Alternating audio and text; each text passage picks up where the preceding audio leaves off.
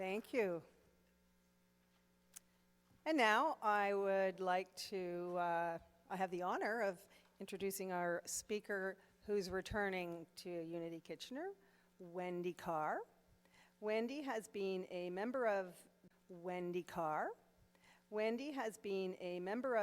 the Unity movement since 1984, receiving her licensed Unity teacher credentials in 2000. She's passionate about and knowledgeable of Unity's history and teaching capacity at the Unity Village Archives. Wendy has and will be continuing to offer spiritual education and enrichment classes, better known as C classes, and workshops, and will be exploring the use of technology to bring these classes to Truth students in Canada. She is also well known for her love of frogs, a constant reminder to first rely on God. Let's welcome Wendy.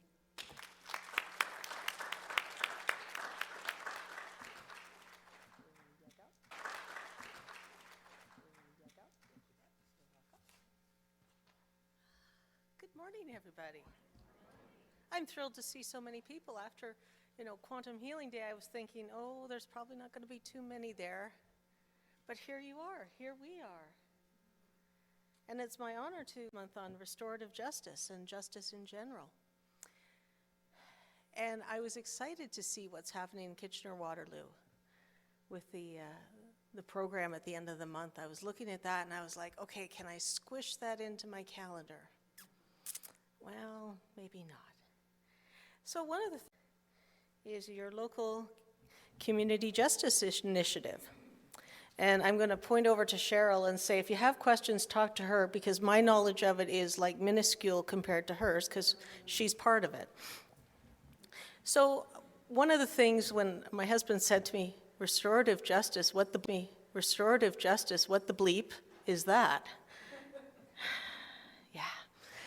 And I said, well, I'm not really sure. So I went and I looked on their website. And this isn't meant to be a complete list, but I picked out a few of the highlights of the definition of restorative justice, because as I was reading through, I was like, oh, I could do this stuff. So victims, offenders, and their support people develop their own mutually satisfying solution. The offender is accountable by taking responsibility for actions and working to repair. Believe that punishment alone is not effective in changing behavior, and that it is disruptive to community harmony and good relationships. There's an emphasis on dialogue and negotiation. Restitution as a means of restoring both parties, a goal of reconciliation and restoration. And some of your ears might perk up, because when I was here talking about healing, that was an area that I talked about, was reconciliation and restoration as a form of healing. The community is the facilitator of the restorative. There's direct involvement by participants directly affected by crime or conflict. I'm like, wow, yeah. Especially in light of events in the U.S. of late, I was amazed and thrilled to hear that many of the synagogues in this past weekend, their Muslim brothers and sisters were standing outside the synagogue holding space and security. And I thought, wow, we're moving towards something a little closer to what I believe justice is. And I can say that because I worked in the court system. It was a great spiritual experience, don't get me wrong. I wouldn't be here now if I hadn't gone through what I went through. But I saw things, and I'd come home, and I'd call my husband, and I'd say, I'm taking the long way home. I need to decompress before I come home. I need to not bring home all anger and vicarious trauma and stuff with me. So I'm excited about where this group is going and where things are happening. But if you haven't been in the court system, this whole idea might be kind of foreign, and you might say, well, I don't get it. Like, if they've done something wrong, they should be punished. Yes, but there might be a better way. So I went through Charles Fillmore, our co-founder, because Charles always has something to say about pretty much everything. And a collection of his writing, of his speeches and talks and things. He says, in his mere human judgment, man is hard and heartless. He deals out punishment without consideration of motive or cause, and justice goes awry. I was like, yeah, I can relate to that. I can relate to that. I saw a lot of times where even the judge would say to me afterwards, didn't want to do that, but the law said I had to. And there were times that I came out going, well, I won't quote Shakespeare, but you remember his line about the law is a donkey? Yeah, he knew what he was talking about. So going back to Charles, though, he also writes, when justice and love meet at the heart center, there are balance, poise, and righteousness. When judgment is divorced from love and works from the head alone, there goes. I saw times when our judiciary brought their heart into the space. So I know it's possible. We just don't see about it on the media. And quite frankly, I can't tell you about it because most of it, what I saw was in youth court, and we're not supposed to talk about these things. But I can generally say, there is hope. There is a movement away from the punitive kind of justice we have seen to something that is much more loving, if I can use that word, much more considerate. So I want to bring to you a Bible story, and I want to emphasize that it's a story. And we're back in the book of Luke, the unjust judge. Now, growing up, I had the impression that this was a true story about an unjust judge and a widow. I realized that I was wrong. And I will give you the full scripture. And he, meaning Jesus, told them a parable. This is not a real story, this is a parable, to the effect that they ought to always pray and not lose heart. He said, in a certain city there was a judge who neither feared God nor regarded man. And there was a widow in that city who kept coming to him and saying, "Vindicate me against my adversary." For a while he refused, but afterward he said to himself, "Though I neither fear God nor bothers me, I will vindicate her, or she will wear me out by her continual coming." And the Lord said, "Hear what the unrighteous judge says. And will not God vindicate his elect who cry to him day and night? Will he delay long over them? I tell you, he will vindicate them speedily. Nevertheless, when the Son of Man comes, will he find faith on earth?" And then in the next line, we go into another story. Now, many interpretations, and I'm trying to remember back in my church of origin, which is a long time ago, and I've released most of what I was taught there. But every unity writer I looked at said that many other interpreters have said that God is the judge. And all unity writers that I checked said, no, that's not the case. So what's this story about then? So the judge is representative of ourselves when we have forgotten ourselves. Note that verse 1 says to always pray and not lose heart. One of the things I love, if you go to unity.org, which is our home website, there's a link in there somewhere for Interpret This, which one of the ministers writes. So I went there because he's always got good stuff. And he says, "It may take time and persistence, but ultimately not even cynics and non-believers are immune to the energy of justice and good." So in other words, this judge who we're told doesn't mind God and doesn't, care about his humans around him, that eventually justice will prevail. And one hopes that the justice that we're going to see prevail, will be this of restorative, of loving, of forgiveness. Being a historian, there are periods of history that I hope I was not physically on this planet for because they were nasty.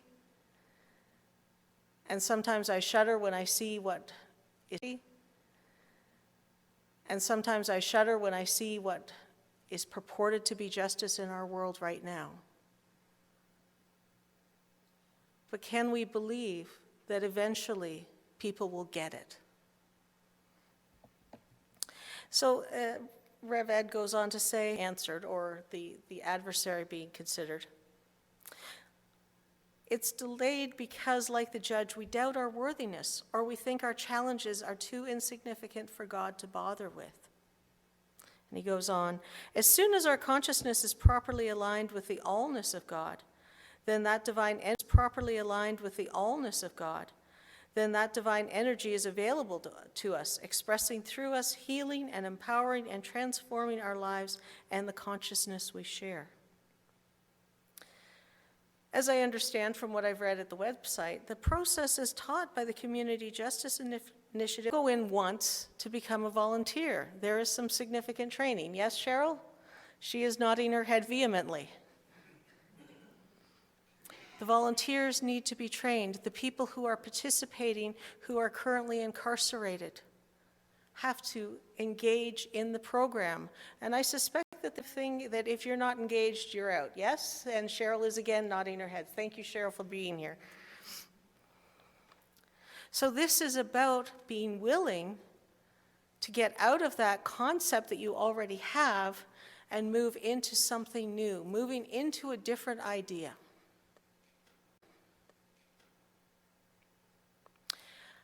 Back in the days when I lived in Windsor, I remember coming to the church one day, and a known member of our congregant was sitting in the minister's rocking chair, rocking. And I looked at her and I said, "What's wrong?" And she said, as soon as I leave here, I'm going to the police station. And she and her common-law husband had gotten into a drunken rage. And in her rage and in her drunkenness, she had grabbed a knife and stabbed him through the heart. And she told me that. And at that moment, in that space that I was in back then, this is before I became a licensed teacher, part of me shattered because I had a concept of justice and who did good things and who did bad things. And she was a good person. She was a dear friend of mine. And still, we've lost touch, but when I'm down in and so that was a call for me to look in the mirror and say, what is it you believe about justice?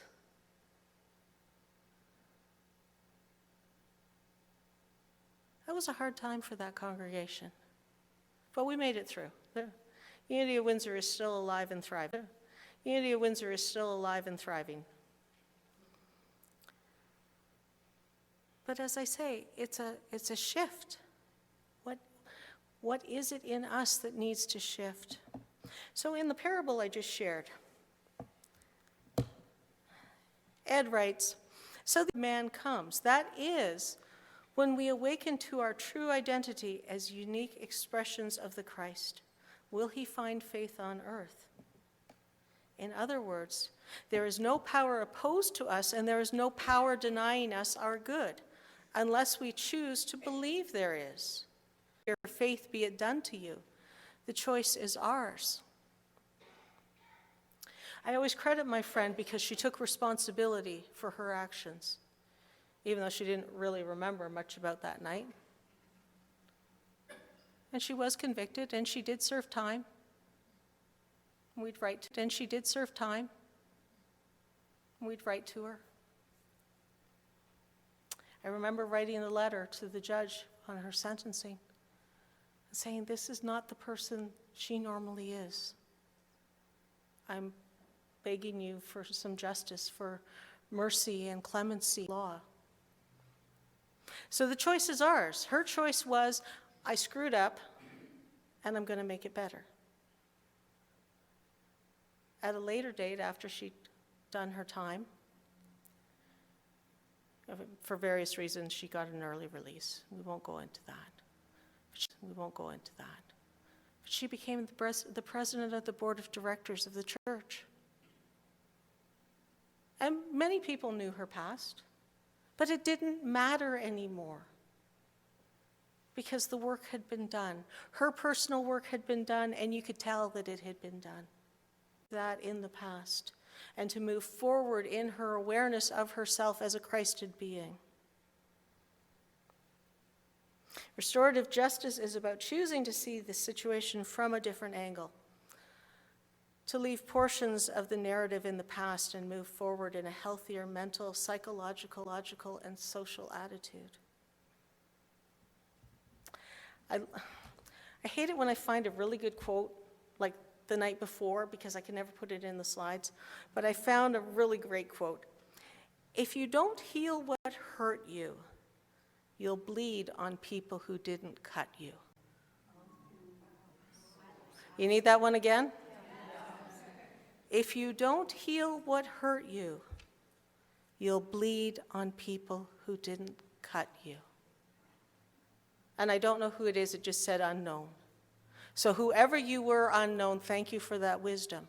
Thank you for that wisdom. But that's what restorative justice is about getting through the process of acknowledging what needs to be acknowledged, figure out what of the narrative stays behind and what you take with you to move forward. And I'm quite certain it's not an easy path, because I know for myself, I've never been convicted of something, but I know when I've screwed up and it's caused problems, it's been some activity that's been required. And sometimes it hurts to be painfully and deeply honest with yourself. As Edwene Gaines said, and I'm going back, I think, when was Edwene? That was August, wasn't it? She said to write a deep and penetrating list in your life. And I went, whoa, that's pretty deep there, Edwene. But that's what it's about. And as I was going through some material, I found a book. I haven't read the book, but I found a quote from it. And I'm going to leave this with you. Forgiveness is not easy. It requires hard work and a consistent willingness. Forgiveness is not weakness. It requires courage and strength. Forgiveness does not subvert justice. It creates space to subvert justice. It creates space for justice to be enacted with a purity of purpose that does not include revenge. Oops. Forgiveness is not forgetting. It requires a fearless remembrance. Forgiveness is not quick. It can take several journeys through the cycles of remembering and grief before one can truly forgive and be free. And that's from the book by Archbishop Desmond Tutu and Reverend Mafo Tutu.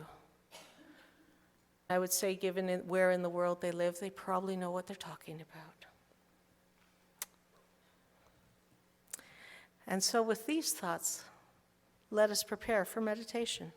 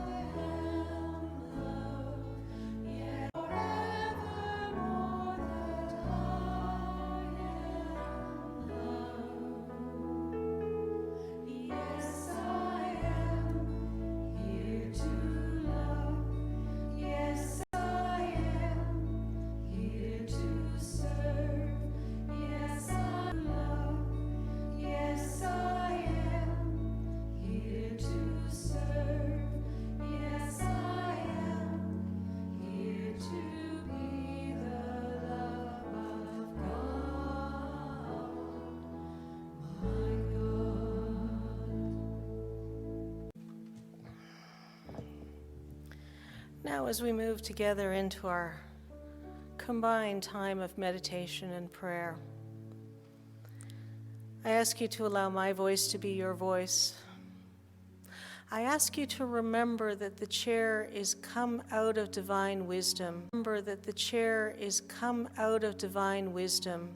It knows how to support your body, and so you can just allow your muscles to relax a little bit. The chair's got you. And let us join together, heart to heart, hand to hand, soul to soul, in spirit. And in this time, in this month that we are thinking about justice and forgiveness,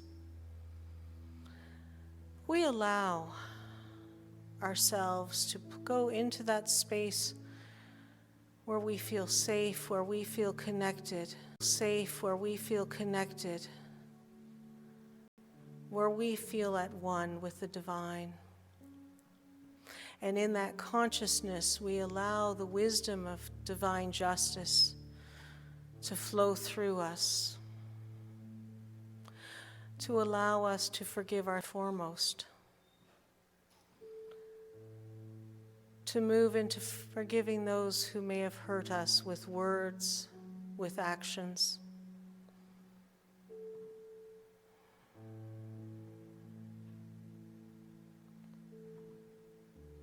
Knowing that regardless of what has happened, regardless of what hurt and wounds are still present in us, that the oneness of the Christ within cancels all of that. That is not to say that we condone or necessarily forget or take care of ourselves, but we acknowledge that at a higher level, at a level beyond our human understanding, we are one. And as we can allow ourselves to release the narrative, the emotion, taking the lesson, and what other gift we have with us,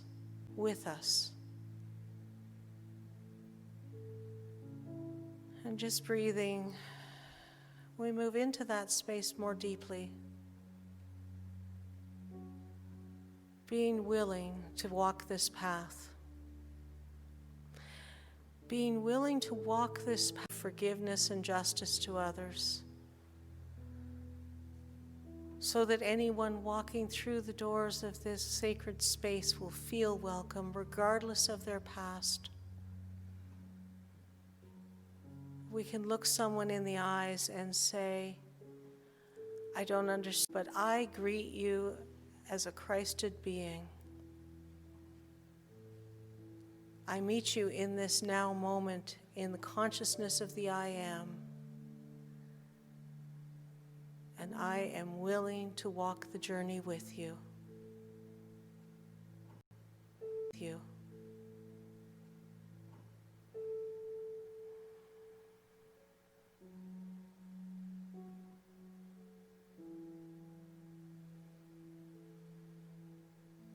I am willing to be a beacon of light in this world.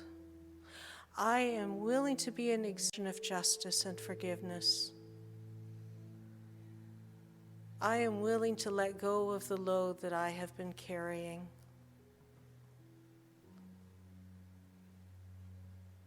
And I am willing to greet my brothers and sisters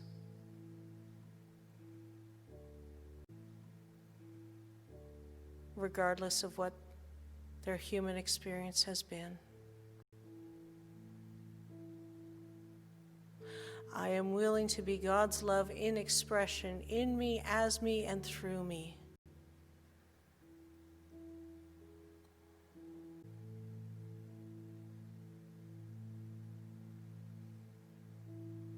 And let us now take a few moments to hold in love and light all of the places in the world that are screaming out for justice.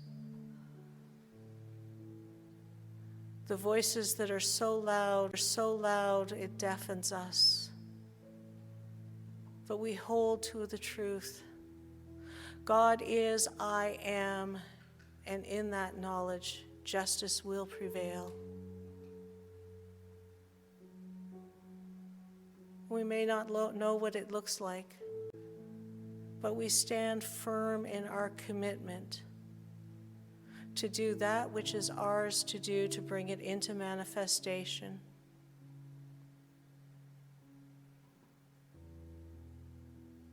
To hold the vision of a world that works for all. Hold a vision of a world that is not torn asunder. To hold the vision of every being as a light unto the world. And let us just take a few moments and imagine that.